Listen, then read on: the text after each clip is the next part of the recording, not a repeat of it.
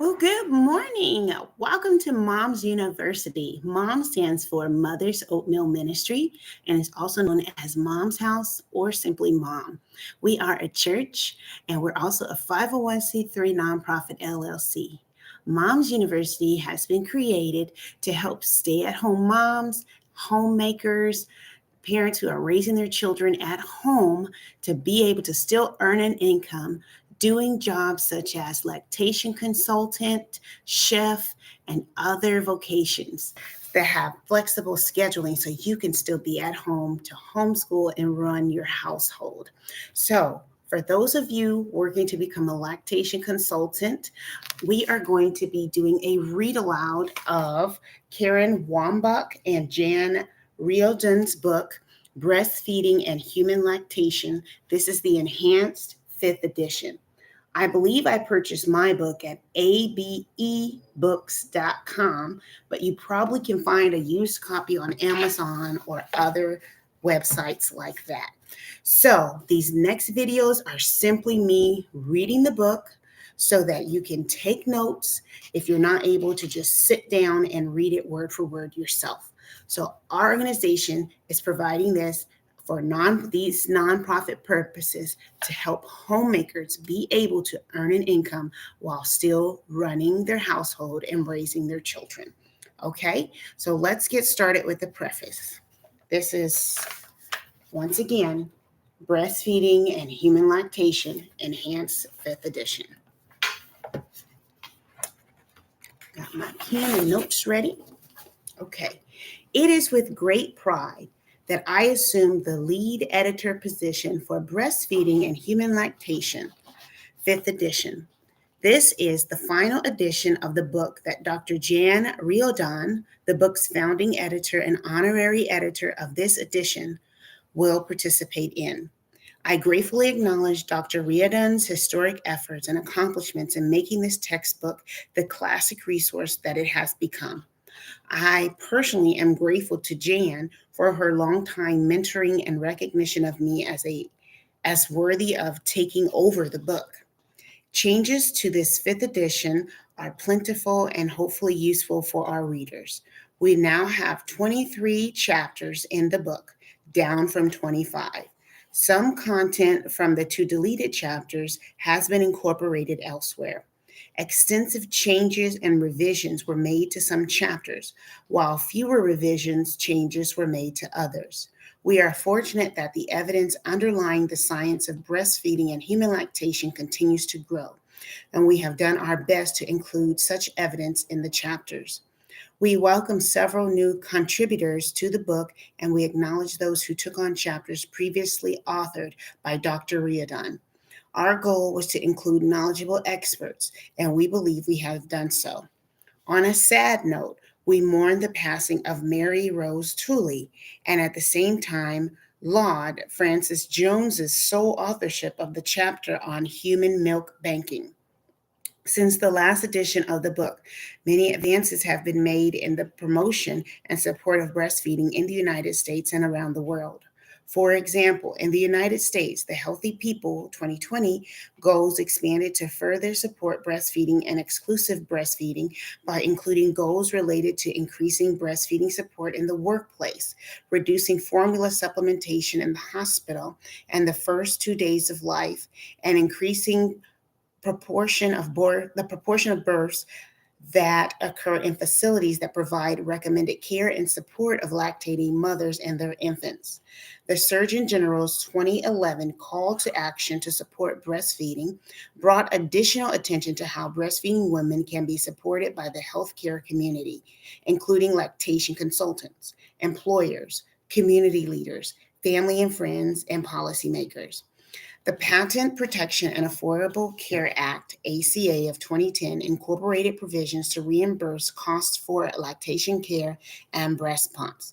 The act also amended the Fair Labor Standards Act, FLSA, to require employers to provide break time and a private location to express breast milk for non-exempt employees. In 2011, the Centers for Disease Control and Prevention, CDC, and the National Institute for Child Health Equality, NICHQ, in collaboration with Baby Friendly USA and the United States Breastfeeding Committee, collaborated in Best Fed Beginnings, a first of its kind nationwide quality improvement initiative to help 89 hospitals improve maternity care and increase the number of baby-friendly designated hospitals in the United States. In 2013, the CDC published the CDC Guide to Strategies to Support Breastfeeding Mothers and Babies. All of these efforts demonstrate our government's recognition of the health value of breastfeeding. As lactation care providers, educators, researchers, we have an obligation to do our part in enhancing support for breastfeeding mothers. We hope our book provides the evidence and information on practical application of that evidence in support of breastfeeding mothers. Birth practices affect lactation. Thus, this edition again contains considerable content on obstetrical issues, especially the importance of skin-to-skin care and keeping mothers and babies together 24 hours a day during the birth hospitalization. Maternity practices and obstetrical intervention that impact breastfeeding have gained considerable attention from professional healthcare organizations. This is good news for efforts to support breastfeeding initiation and continuation. Examples include the American College of Obstetrics and Gynecology, efforts to reduce cesarean section, and the Association of Women's Health Obstetric and Neonatal Nursing Campaign to reduce elective induction of labor prior to 39 weeks gestation. As is true of earlier editions, the fifth edition of this text has a clear clinical focus. Nearly every chapter contains a clinical implications section.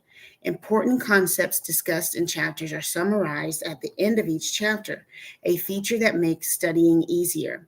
Throughout the book are new references deemed by the authors to be the most important from the vastly expanded research and clinical literature. Some older references, which included then new ideas that are now accepted common knowledge, have been removed to make room for the new.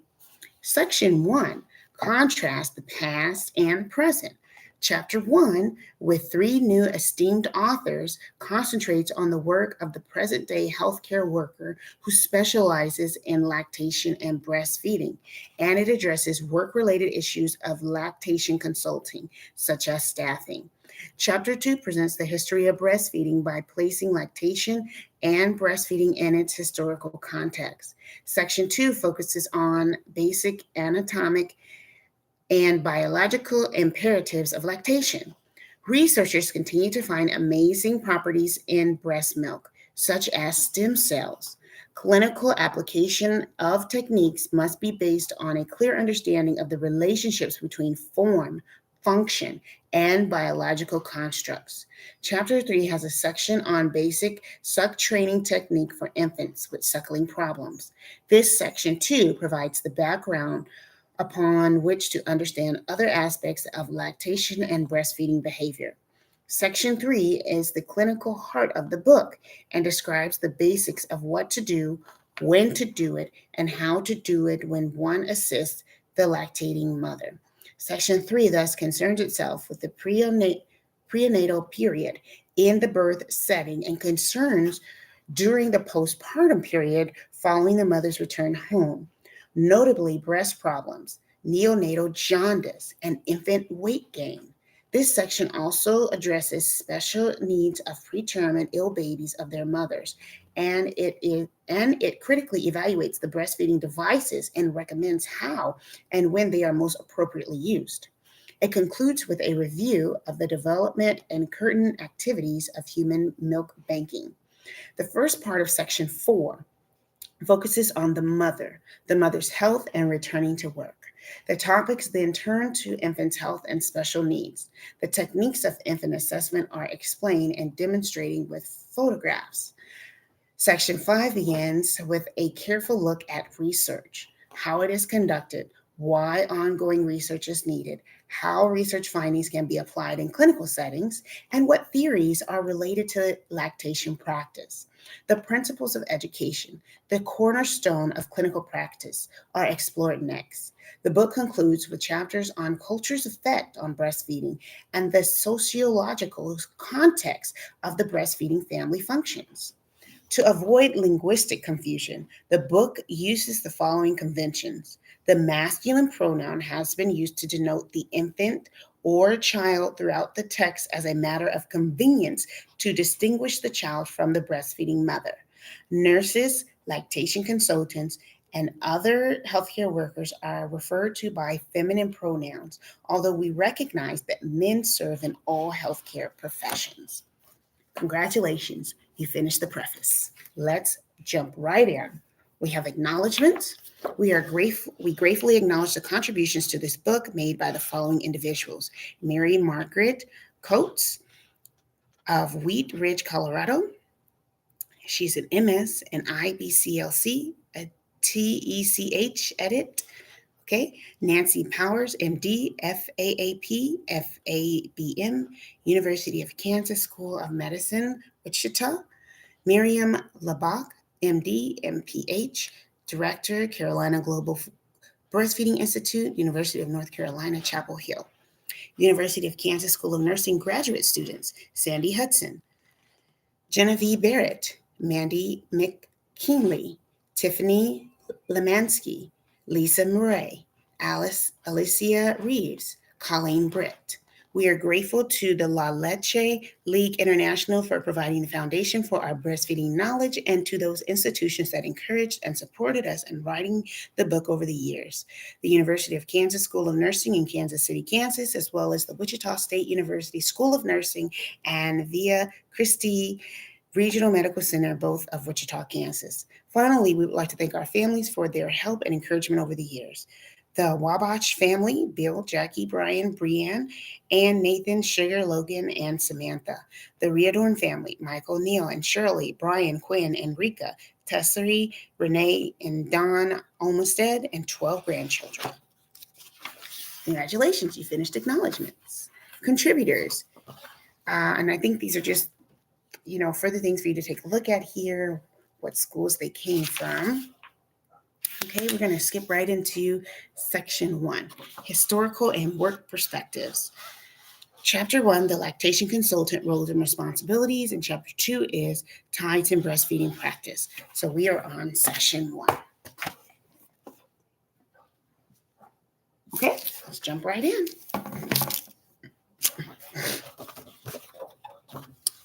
Just as the course of breastfeeding flows and ebbs in a woman's life, so breastfeeding has experienced flows and ebbs through many millennia.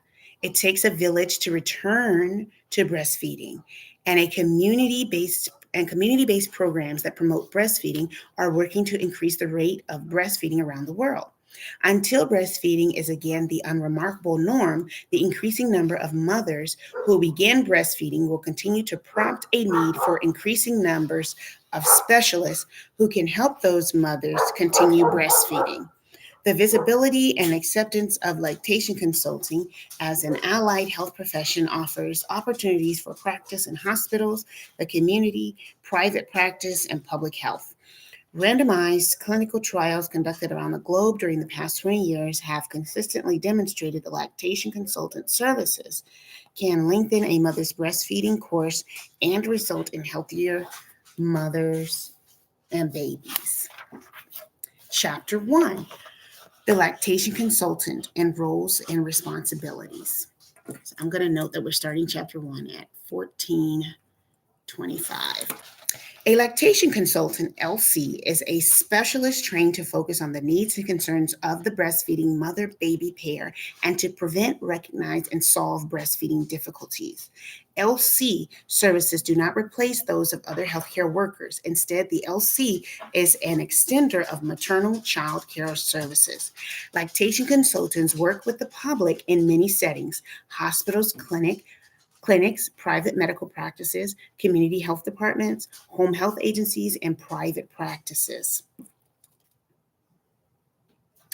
Almost all lactation specialists are women. Many have educational and clinical backgrounds in the healthcare and health professions or mother-to-mother support. Many are registered nurses, although physicians, dietitians, speech therapists, and other health professionals practice as lactation specialists as well. A growing interest in the profession is also attracting many candidates who study and work to enter directly into the lactation consulting field. Lactation consulting is a rapidly growing healthcare specialty. Prior to recognition of the LC as a paid specialist in 1985, individuals serving breastfeeding women did so as volunteers or as unrecognized practitioners. Over time, the lack of standardization of skills and minimal competencies prompted formal development of the specialty practice. This occurred in part through a certificate examination administered by International Board of Lactation Consultant Examiners, IBLCE, and through the establishment of the International Lactation Consultant Association, ILCA, which publishes the peer-reviewed Journal of Human Lactation and other documents relating to lactation consultant education and practice. In 1994, the Academy of Breastfeeding Medicine, an internal physician organization, was formed. Its official journal, Breastfeeding Magazine, also publishes peer-reviewed articles and helpful clinical protocols. In addition, La Leche League International and the Australian Breastfeeding Association published professional materials that teach and support the LC as patient family information. This chapter traces the historical roots of lactation professionals and discusses the work-related issues. History. In a cultural setting in which nearly all mothers breastfed, help with breastfeeding was available through the shared knowledge of their family members, neighbors, and friends. As childbirth came to be managed by healthcare professionals in hospital settings and formula feeding became the cultural norm, however, knowledge of lactation, which a mother formerly shared with her daughters or a sister with her younger siblings, was set aside or even lost. Thus, during the 1960s, at the nadir of breastfeeding in the United States and shortly thereafter in other countries such as Australia and Scandinavia, volunteer mother-to-mother breastfeeding support groups became a major source of assistance and information about how to breastfeed, Phillips, 1990. As the number of breastfeeding mothers increased, healthcare providers at first ignored these groups. Later, they came to appreciate them for the important role they played in helping mothers and in forcing the medical profession to consider lactation as a missing piece of prenatal and postpartum care. As these volunteers promoted the art of breastfeeding, they also sought more knowledge of the science of lactation. La Leche League responded by providing research information to its groups of leaders who serve as mother-to-mother helpers and by publishing a quarterly newsletter, Breastfeeding Abstracts, which focuses exclusively on the scientific literature. Through La Leche's League's professional liaison department, key individuals sought to cultivate and maintain communication links to providers and local communities. Out of this context, some experienced breastfeeding support group members began to look beyond what they could accomplish as volunteers. Many of these women sought to apply in a paid work setting what they had learned from many years of helping breastfeeding mothers. In 1982, La Leche League formed its lactation consultant department. From this beginning grew the concept of the need for a new healthcare worker. And in 1985, the Independent Certification Board, IBLCE, was formed. Shortly thereafter, a Journal of Human Lactation, JHL, began. Edited by Catherine Auerbach from 1985 to 1996 by Jane Hennig from 1996 to 2012, and currently by Anne Meerwood. A JHL is peer-reviewed, professionally published, and cited on international indices, which with a competitive impact factor score. Bailey 2005, Journal of Female Lactation 2013. Do lactation consultants make a difference? In this day of cost contaminant in healthcare, administrators want to know if lactation consultants are effective. Put simply, do interventions by lactation specialists and other healthcare providers make a difference in breastfeeding outcomes? Randomized controlled trials of breastfeeding interventions worldwide, most of which were conducted in developed countries that were published in meta-analysis commissioned in a meta-analysis convention commissioned by the U.S. Preventative Services Task Force, USPSTF, can be assessed at http www.uspreventativservicestaskforce.org. In the meta-analysis, breastfeeding promotion interventions significantly increase both short and long-term and exclusive breastfeeding rates.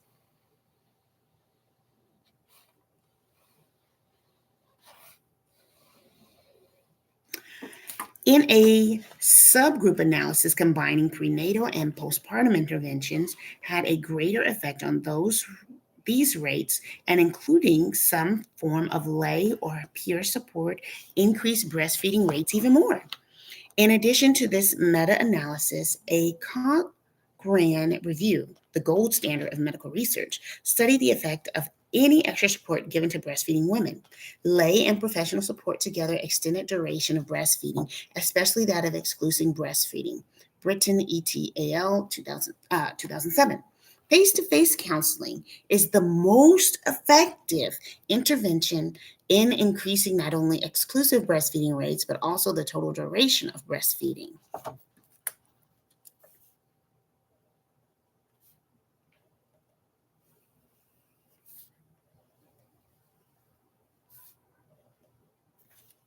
Albernas et al. 2003 and Daya et al. 2012, Witt et al. 2012.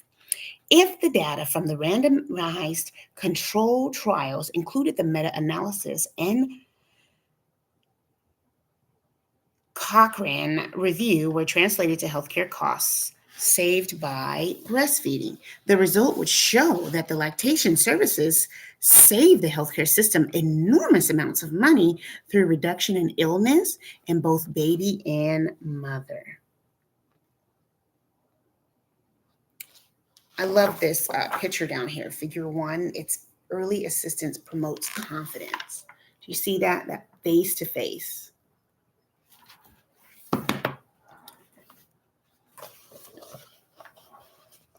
When rates of breastfeeding at hospital discharge were compared between facilities that employed certified lactation consultants and those that did not, those having LCs had a 2.28 times increase in the odds of breastfeeding at hospital discharge.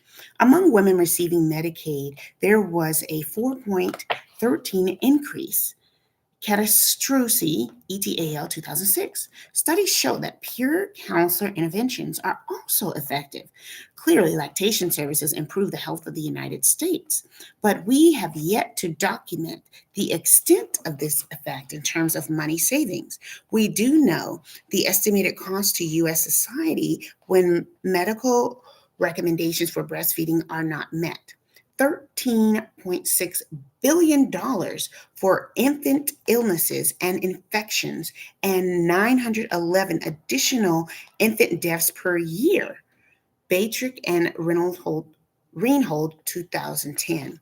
In terms of maternal impact, 4,981 excess cases of breast cancer, 13,946 heart attacks, 53,847 cases of hypertension are estimated to occur when these recommendations are not met, compared to a cohort of 1.88 million U.S. women who optimally breastfed, leading to $17.4 billion in cost to society resulting from premature maternal deaths. Batrick et al. 2013. Certification, International Board of Lactation Consultant Examiners. In 1981, experienced La Leche League leaders Joanne Scott and Linda Smith were asked to develop a certification and training program for lactation consultants. That was 1981. Joanne Scott, Linda Smith. The need derived from one, an awareness that many healthcare providers discredited the value of a volunteer counselor because she was unpaid. Two, a need to establish minimum standards for individuals who are already providing LC services for a fee. And three, the need to be for a knowledgeable healthcare team member was responsible for lactation and breastfeeding care. A certification program was viewed as a way to recognize the important role of the volunteer and provide a credential that identified knowledge and experience. So it was a way to recognize the importance of the volunteer, to provide a credential that identified knowledge and experience. Okay? Scott and Smith assembled a small group of breastfeeding experts who had come to the field of lactation consulting through voluntary service, mostly through La Leche League. In 1984, these individuals gathered at a conference and concluded the legitimacy of the field would be heightened if minimal standards of knowledge and skills were recognized through a certification examination. Subsequently, a 62-member panel of experts was recruited and selected to serve as the respondent population for the first practice and analysis and to develop the first exam blueprint with the guidance of psychometrician. The work of this expert panel represented a broad-based practitioner and professional assessment of practice in the emerging profession of lactation consulting. Smith, Personal Communication, 2013. The first examination was administered in July 1985 by the IBLCE. Since 1985, a psychometrically reviewed certification examination has been given annually to applicants who meet eligibility for criteria for education and clinical training. To date, more than 26,000 candidates have been certified as international board certified lactation consultants, IBCLCS, the majority of whom live in Australia, Canada, Japan, South Korea, and the United States. Table 1.1 summarizes the number of regional distribution of completed IBLCE exams over 2005 through 2012, IBCE 2013. And here's that chart.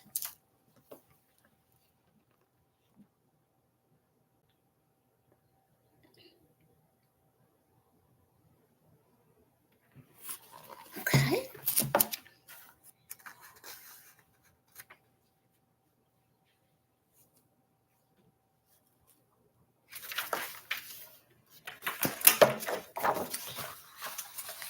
In 2013, IBLCE administered the exam to 3,660 candidates in 945 locations across 52 countries and territories and several languages.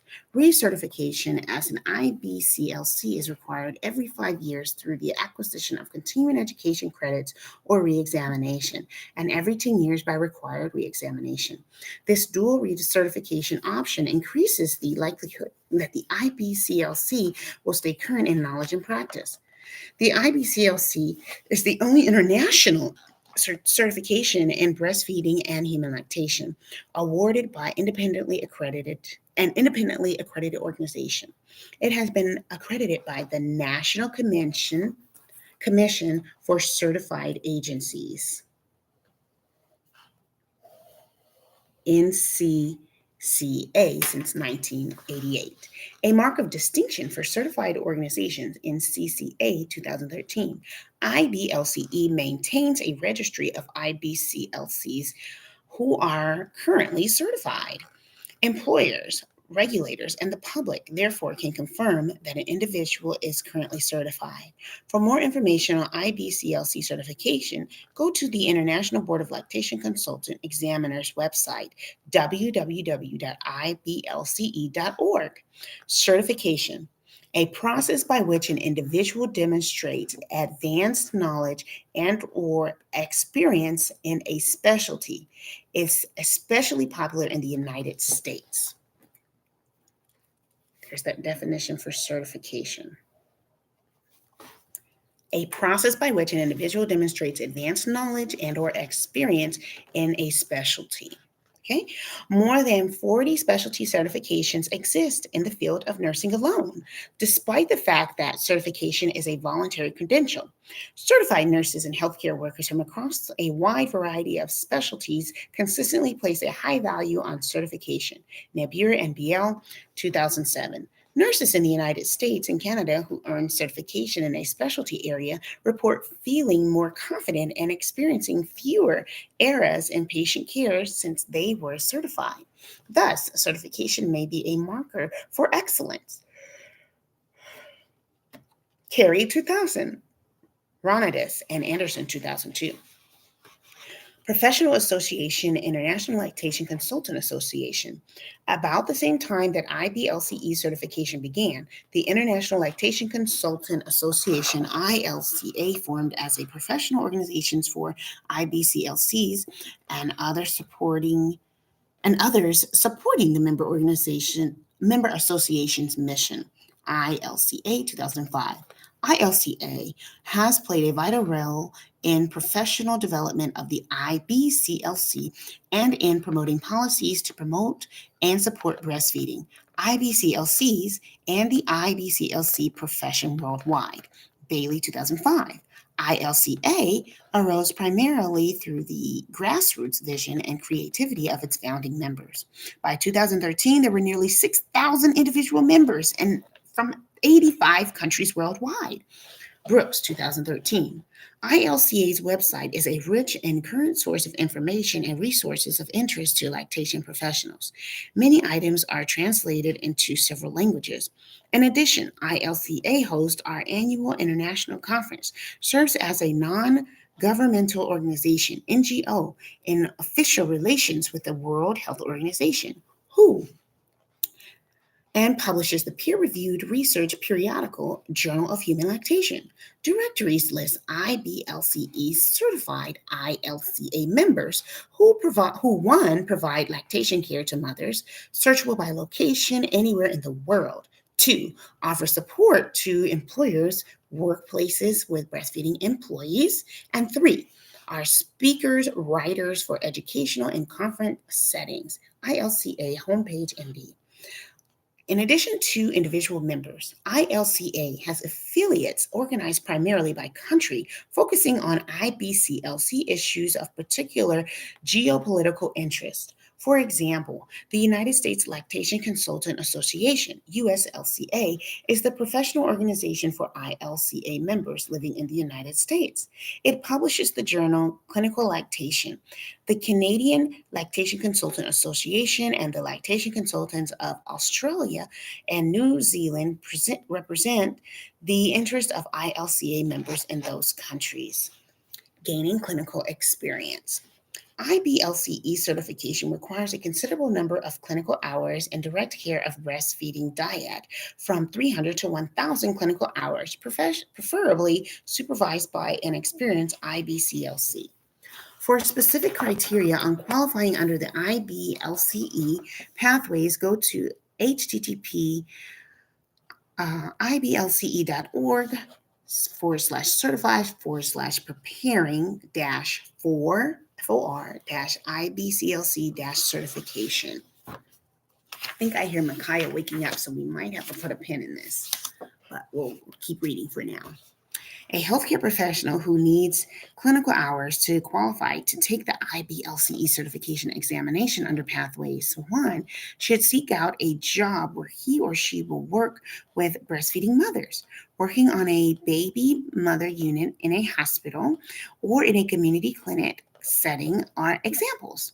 Other candidates for Pathway 1 come from mother-to-mother support background, meet the educational requirements, and have acquired clinical experience through peer mentoring. Examples include La Leche leaders, Australian Breastfeeding Association counselors, peer counselors, and the U.S. Federal Women's Infants and Children Program, WIC program. Not everyone who desires to work as a lactation consultant wishes to be a nurse or other type of health professional. Thus, Pathway 2 covers direct entry applicants who are in an academic lactation program that includes the required clinical training. Pathway 3 covers direct entry applicants who come from other backgrounds, meet the educational requirements, and acquired their clinical experience in a formal arrangement supervised by experienced IBCLCs. Some of these arrangements are available at local hospitals or community settings or with IBCLC's private practice. Box 1-1 provides general guidelines on mentoring lactation consultants available on the ILCA website, along with numerous other documents for clinical training programs. Box 1-1, mentoring and precepting lactation consultants. Desired qualities of a mentor preceptor. Bullet 1, acts as a role model and advocate. Bullet 2, has a leadership experience. Bullet 3, is available and responsive. Bullet 4, is willing to share expertise and insight. Bullet 5, believes in the capabilities of mentee in turn, motivates, supports, and enhances the mentee's intern's development, has vision, is current in the knowledge of field, knows how to access professional networks, seeks to enhance political awareness. Desired qualities of a mentee intern: has desire to learn, has a capacity to accept constructive feedback and coaching, has an ability to identify personal and professional career goals, has a willingness to take risks, exhibits a desire for professional success, seeks challenging assignments and new responsibilities, actively seeks the advice and counsel of an experienced mentor preceptor. Source: modified from Lawyers, J Mentoring and Perception Lactation Consultants, International Lactation Consultant Association.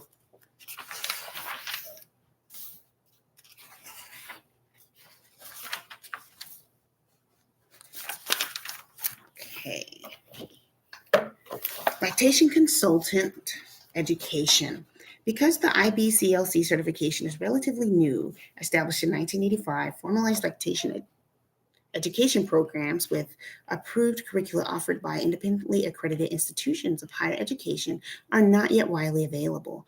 The Lactation Education Approval and the Accreditation Review Committee, LEAARC, provides approval for individual short-term courses and classes on breastfeeding management and formulates recommendations to the Commission of Accreditation of Allied Health Education Programs, CAAHEP, for accreditation of an academic program, LEAARC, indeed.